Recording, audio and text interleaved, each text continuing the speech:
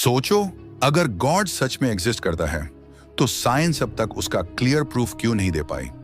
और अगर God exist नहीं करता तो फिर दुनिया भर के बिलियंस लोग उस पर इतना स्ट्रांग बिलीफ क्यों रखते हैं। सबसे इंटरेस्टिंग बात यह है कि हिस्ट्री के कुछ सबसे इंटेलिजेंट लोग जैसे अल्बर्ट आइंस्टीन, आइजैक न्यूटन और निकोला टेस्ला, उन्होंने भी यूनिवर्स के पीछे किसी न किसी हायर इंटेलिजेंस की पॉसिबिलिटी को कंप्लीटली रिजेक्ट नहीं किया। तो सवाल यह है, क्या गॉड सिर्फ एक बिलीफ है जो इंसान ने अपनी इमेजिनेशन से क्रिएट किया, या फिर यूनिवर्स के पीछे सच में कोई हिडन इंटेलिजेंस या कॉस्मिक माइंड एग्जिस्ट करती है? आज की वीडियो में हम इसी मिस्ट्री को एक्सप्लोर करेंगे। हम देखेंगे साइंस गॉड के बारे में क्या कहती है, फेमस साइंटिस्ट का इस टॉपिक पर क्या ओपिनियन था, और स्पिरिचुअलिटी गॉड को कैसे एक्सप्लेन करती है। और हो सकता है वीडियो के एंड तक आप यूनिवर्स को एक बिल्कुल नए पर्सपेक्टिव से देखना शुरू कर दें। Welcome to ancient future truths. अगर हम ह्यूमन सिविलाइजेशन की हिस्ट्री को ध्यान से स्टडी करें तो एक चीज बहुत क्लियरली सामने आती है। ऑलमोस्ट हर कल्चर और हर सिविलाइजेशन में गॉड या डिवाइन पावर का कॉन्सेप्ट जरूर मिलता है। चाहे हम बात करें एंशिएंट इंडिया की, इजिप्शियन सिविलाइजेशन की, ग्रीक मिथोलॉजी की या मायन कल्चर की, सभी जगह लोग किसी न किसी फॉर्म में एक हायर पावर पर बिलीव करते थे। इसका एक साइकोलॉजिकल और प्रैक्टिकल रीजन भी था। पुराने समय में इंसान नेचर के मिस्ट्रीज को समझ नहीं पाता था। जब बिजली चमकती थी, जब तूफान आता था, जब अर्थक्वेक्स होते थे या जब सूरज रोज सुबह उगता था, तो ये सब इवेंट्स लोगों को ऑलमोस्ट सुपर नेचुरल लगते थे। इसलिए उन्होंने इन नेचुरल फोर्सेस को डिवाइन पावर से जोड़ दिया। एग्जाम्पल के लिए एंशिएंट ग्रीक्स थंडर और लाइटनिंग को ज्यूस का पावर मानते थे। एंशिएंट इजिप्शियन सूरज को रा नाम के सन गॉड का रूप मानते थे।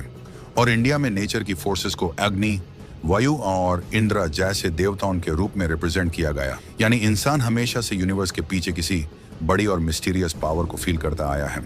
लेकिन जैसे जैसे साइंस और टेक्नोलॉजी डेवलप हुई, इंसान ने नेचर के कई सीक्रेट्स डिस्कवर कर लिए। और तब एक नया और डीपर क्वेश्चन सामने आया, क्या यूनिवर्स सिर्फ नेचुरल लॉज से चल रहा है, या फिर इन लॉज के पीछे भी कोई इंटेलिजेंस या डिजाइन हो सकता है? साइंस का मेन गोल है यूनिवर्स को लॉजिकल और मेजरेबल तरीके से समझना। मॉडर्न साइंस के अकॉर्डिंग यूनिवर्स की शुरुआत हुई थी लगभग 13.8 बिलियन साल पहले। इस इवेंट को हम बिग बैंग के नाम से जानते हैं। बिग बैंग थ्योरी के हिसाब से पूरा यूनिवर्स एक एक्सट्रीमली स्मॉल और डेंस पॉइंट से सडनली एक्सपेंड हुआ। इसी एक्सपेंशन के प्रोसेस में गैलेक्सीज बनी, स्टार्स बने, प्लैनेट्स बने और इवेंचुअली बिलियन सालों बाद लाइफ डेवलप हुई। आज हम जिस यूनिवर्स को देखते हैं वो इसी प्रोसेस का रिजल्ट है। लेकिन यहाँ एक बहुत बड़ी मिस्ट्री एग्जिस्ट करती है। साइंस बिग बैंग के बाद क्या हुआ इसको काफी अच्छी तरह एक्सप्लेन कर सकती है, लेकिन एक सवाल अभी भी अनआंसर्ड है। बिग बैंग से पहले क्या था? क्या उससे पहले कुछ भी एग्जिस्ट नहीं करता था, या फिर यूनिवर्स किसी और अननोन स्टेट में था? और सबसे बड़ा क्वेश्चन, अगर बिग बैंग एक मैसिव इवेंट था तो उस इवेंट को ट्रिगर किसने किया? इसी डिस्कशन में एक और फैसिनेटिंग कॉन्सेप्ट आता है जिसे साइंटिस्ट्स कहते हैं fine tuning of the universe. Scientist ने ऑब्जर्व किया है कि यूनिवर्स के फंडामेंटल कांस्टेंट्स जैसे ग्रेविटी, इलेक्ट्रोमैग्नेटिक फोर्स और न्यूक्लियर फोर्सेस इतने परफेक्टली बैलेंस्ड हैं कि अगर उनमें थोड़ा सा भी चेंज हो जाए तो लाइफ एग्जिस्ट ही नहीं कर पाएगी। एग्जाम्पल के लिए, अगर ग्रेविटी थोड़ी सी ज्यादा स्ट्रांग होती तो स्टार्स बहुत जल्दी कोलैप्स हो जाते, और अगर ग्रेविटी थोड़ी सी वीक होती तो गैलेक्सीज कभी फॉर्म ही नहीं हो पाती। इसी तरह अगर एटॉमिक फोर्सेस में थोड़ा सा भी चेंज होता तो एटम स्टेबल ही नहीं होते, और अगर एटम स्टेबल नहीं होते तो मैटर एग्जिस्ट नहीं करता, और अगर मैटर ही एग्जिस्ट नहीं करता तो लाइफ का क्वेश्चन ही नहीं उठता। इसी वजह से कुछ साइंटिस्ट्स कहते हैं कि यूनिवर्स का स्ट्रक्चर इतना प्रिसिस है कि ये सिर्फ रैंडम कोइंसिडेंस भी हो सकता है, या फिर किसी डीपर कॉस्मिक इंटेलिजेंस का रिजल्ट भी। अब एक और इंटरेस्टिंग बात देखते हैं, हिस्ट्री के कुछ ग्रेटेस्ट साइंटिस्ट्स गॉड और यूनिवर्स के बारे में क्या सोचते थे। सबसे पहले बात करते हैं अल्बर्ट आइंस्टीन की। आइंस्टीन ट्रेडिशनल रिलीजियस गॉड में बिलीव नहीं करता था, लेकिन वो यूनिवर्स के अंदर एक डीप हार्मनी और इंटेलिजेंस को क्लियरली फील करते थे। उनका एक फेमस कोट है, God does not play dice with the universe.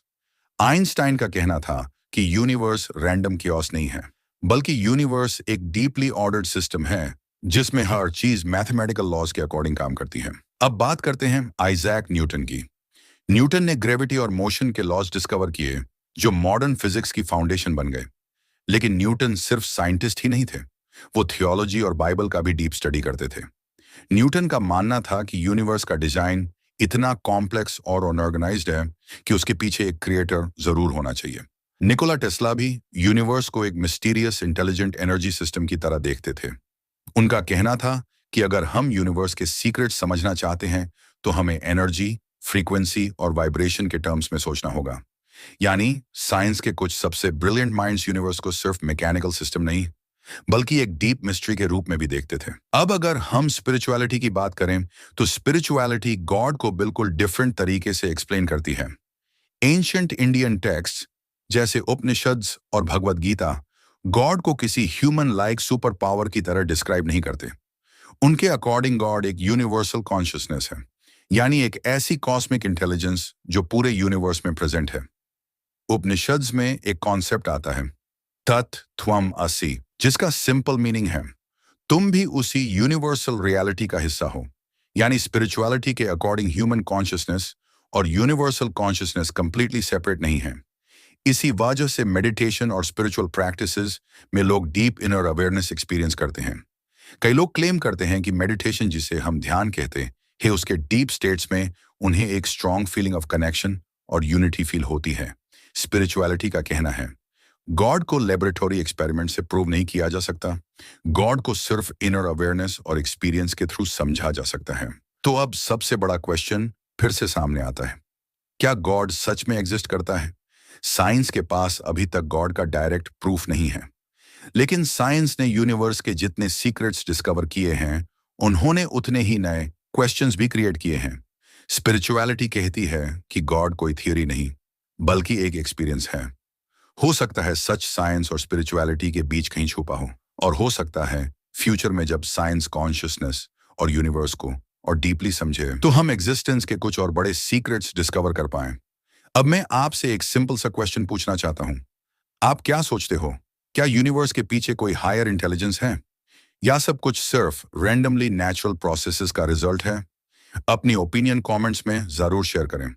और अगर आपको ऐसी वीडियोस पसंद हैं जहां एंशिएंट विजडम और मॉडर्न साइंस के मिस्ट्रीज एक्सप्लोर किए जाते हैं, तो चैनल एंशिएंट फ्यूचर ट्रूथ्स को सब्सक्राइब जरूर करें, क्योंकि यहां हम एक्सप्लोर करते हैं पास्ट के सीक्रेट्स और फ्यूचर की पॉसिबिलिटीज।